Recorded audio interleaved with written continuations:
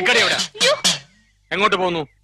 എങ്ങോട്ടും പോകുന്നില്ല, ഇങ്ങോട്ട് തന്നെ വന്ന്. എന്തിനാ ഇപ്പൊ ഇങ്ങോട്ട് എഴുന്നള്ളിയത്? അപ്പഴിനെ കാണാൻ.